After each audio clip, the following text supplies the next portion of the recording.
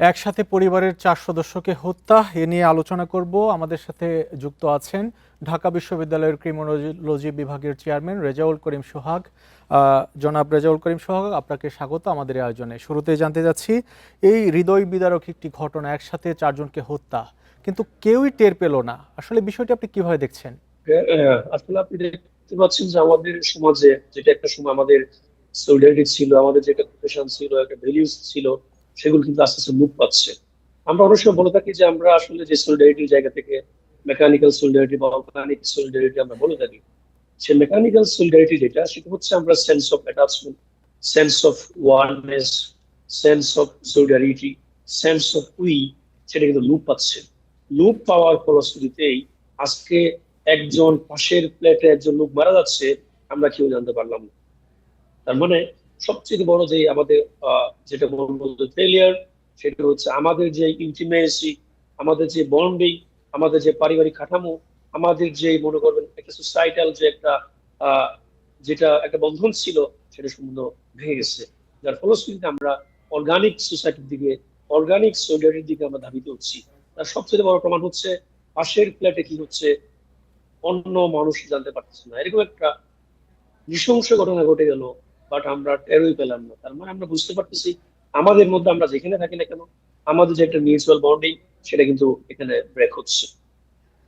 আপনি কি বলতে চাচ্ছেন যে আসলে সবাই নিজেকে নিয়ে ব্যস্ত, প্রতিবেশী বা অন্য কারোর সাথে যে সম্পর্ক সেটি কমে যাচ্ছে, এই কারণে এরকম ঘটনা ঘটছে? হ্যাঁ, হ্যাঁ, আপনি রিসেন্টলি অনেক এক্সাম্পল দেখতে পাবেন যেখানে একটা বিল্ডিং কি হচ্ছে পাশে। তার মানে কারণ কি? তার মানে হচ্ছে আমরা দেখতে পাচ্ছি আমাদের গ্লোবালাইজেশনের যুগে পুরো বিশ্ব it's like the global villages. এই গ্লোবাল ভিলেজেস হওয়ার কারণে আমরা এখানে সবাই নিজেকে নিয়ে একটু ব্যস্ত, আমরা সেলফ সেন্ট্রিক।